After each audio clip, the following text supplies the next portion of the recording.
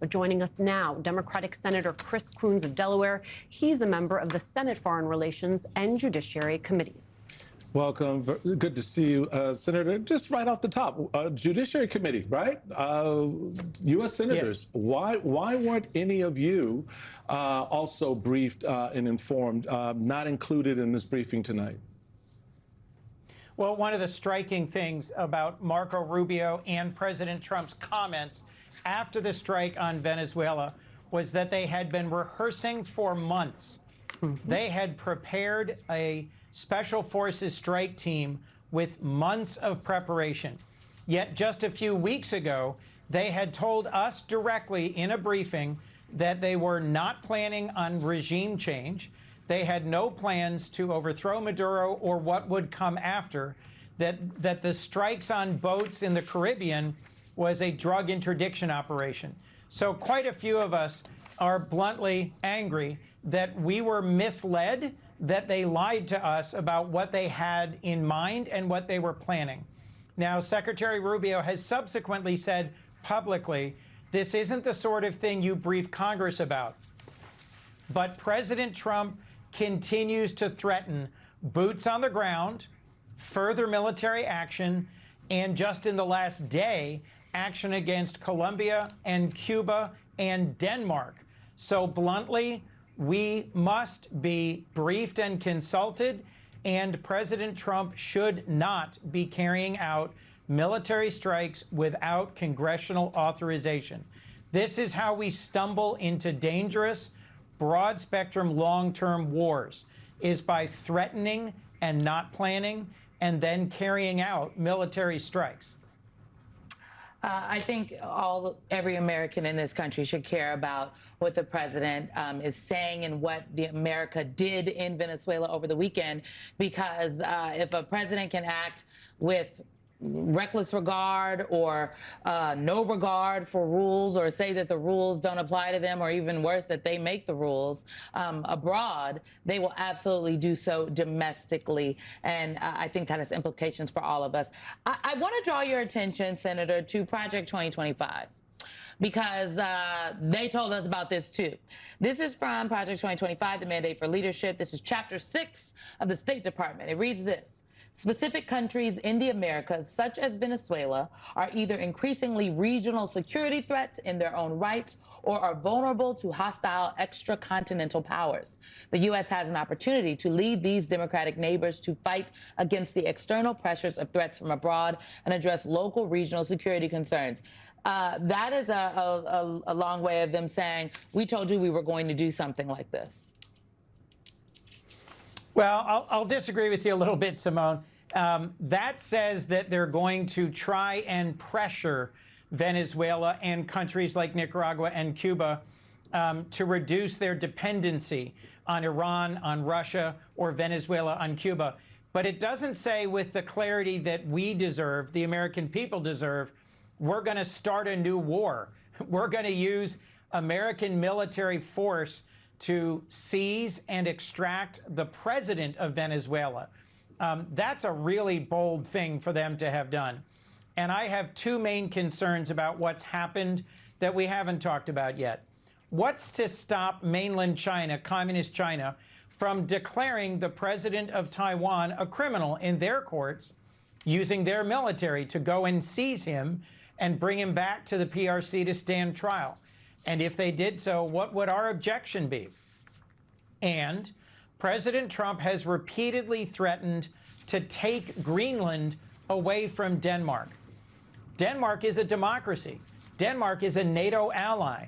Denmark's soldiers have served and fought alongside American soldiers in Afghanistan and Iraq. They don't see the difference between Trump threatening Venezuela and threatening them, and neither do I. And I'm worried that this Plan 2025 you've referenced, that was an important blueprint for some of the worst things that President Trump has done, leads us to believe that he intends to use military force in wide spectrum and reckless ways that goes directly against the America First position he claimed to be taking. And instead, it seems to be put oil companies and their interests first, even if it requires the use of the exquisite skills and capabilities of the U.S. military. Senator, I would layer on to your points about the rewriting of international law, the fact that this seems more like a regime decapitation than regime change. I think a lot of us have questions about why the administration has chosen to prop up the Venezuelan vice president, who's now running the country, Delcy Rodriguez, a true believer, rather than throwing even a modicum of support behind Maria Corina Machado, the face of the opposition in Venezuela. There is this reporting I want to get your take on from the Wall Street Journal, which is about what the CIA concluded using their intel. The analysis by the Central Intelligence Agency was briefed to President Trump and shared with a small circle of senior administration officials, according to two of the people. It was a factor in Trump's decision to back Maduro's vice president instead of opposition leader and Nobel Peace Prize winner Maria Corina Machado, some of the people said. Your thoughts on whether or not a regime loyalist can, in fact, bring change to Venezuela? It would be a stunning change for a hardliner like Maria Machado, who has been loyal to and supported Maduro throughout her time as vice president and oil minister. For her to suddenly do an about-face, expel the Cuban and Iranian and Russian advisors, cut off support to Cuba, release political prisoners, end support for narco trafficking, and embrace the United States. That would be a stunning about-face, and I think, frankly, might well lead to a military coup against her. We haven't heard a word of support from President Trump, either for Maria Machado, who won the Nobel Peace Prize for her leadership of the Venezuelan opposition, or for Eduardo Gonzalez, who won the last election. Machado was prevented from running. Gonzalez stood for office, and the Carter Center, the human rights organization started by our former president, Jimmy Carter, served as election observers. They concluded that Gonzalez, on behalf of the opposition that Machado leads, won the last election by 2-1. So frankly, neither the Biden administration nor the Trump administration nor the EU recognized Maduro as the legitimately elected president. We should be locking arms with our Democratic allies and urging support for Eduardo Gonzalez and Maria Machado and the Democratic opposition in Venezuela. It is legitimate to ask questions about who would operate and run the government in the meantime, and how would that transition happen. But for President Trump, the night that he extracts Maduro, to disrespect Machado and say, yeah, she won the Nobel Peace Prize, yeah, she leads the opposition that won the last election, but she doesn't have enough support. In whose mind?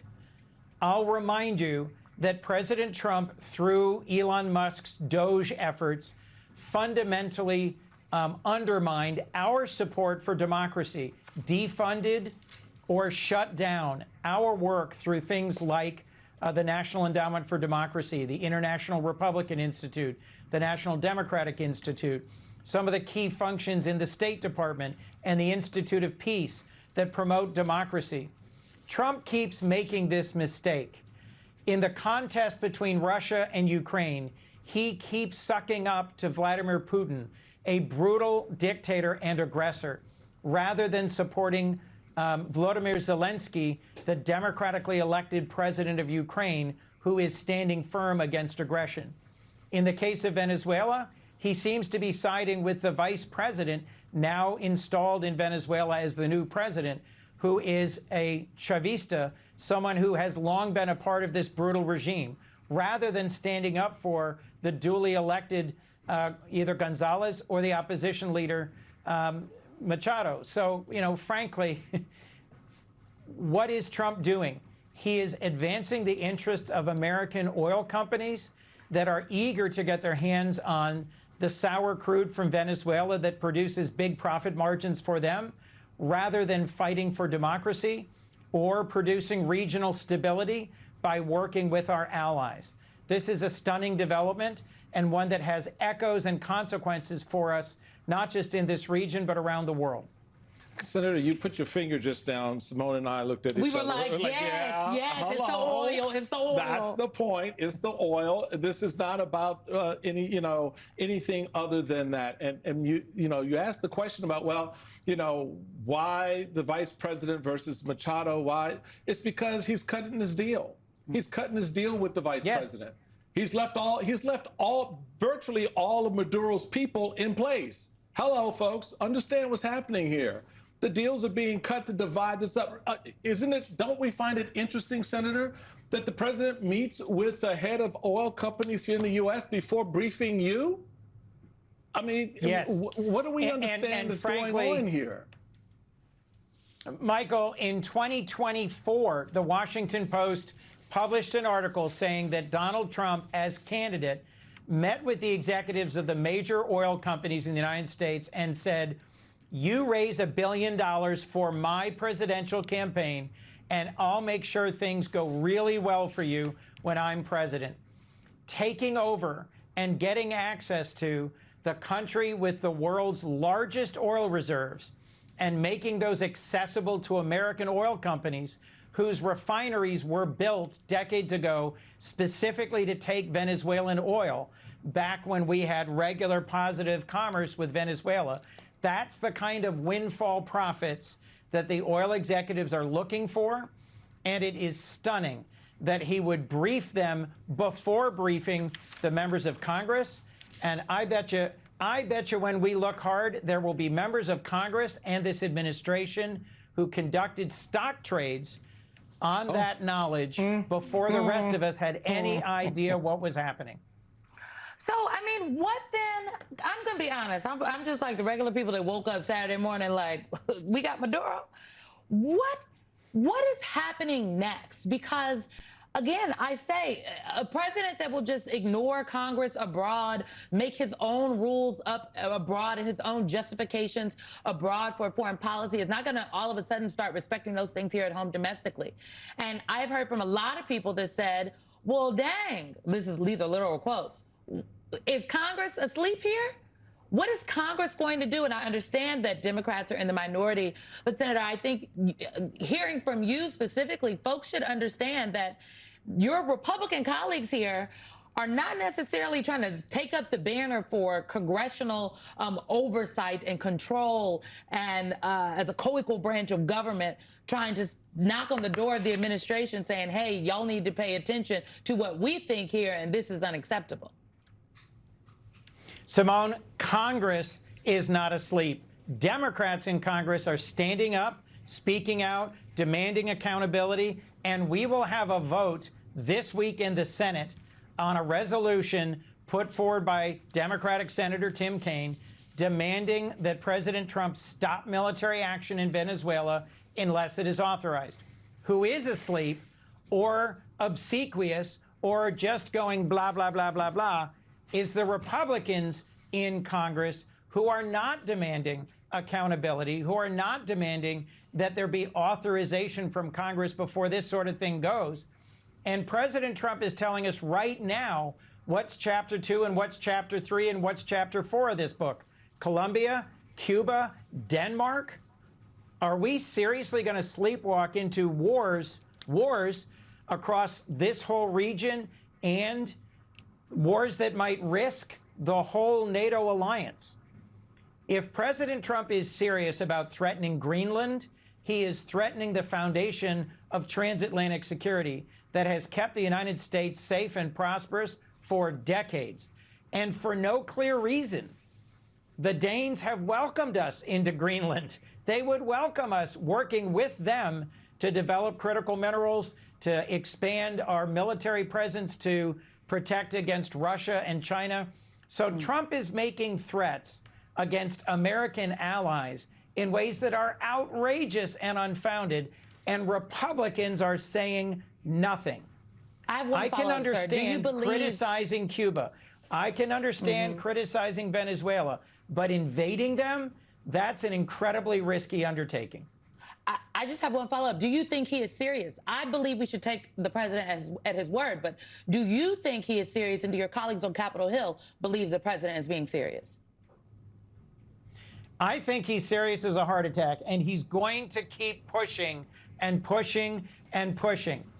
Look, I never imagined that he would vocally, publicly disrespect Volodymyr Zelensky in the Oval Office and say to him, you don't have the cards, and you have to give up territory, and you have to make peace with Putin, and he did. I didn't think that he would send in the elite of the American Armed Forces, 150 planes, 200 soldiers to carry out a midnight raid to kidnap Maduro and bring him back to the United States. But he just did. So frankly, we should be clear-eyed that until Congress puts limits, until the American people put limits on what he can do, he's just going to keep going. Senator Chris Coons of Delaware, thank you very much for your time.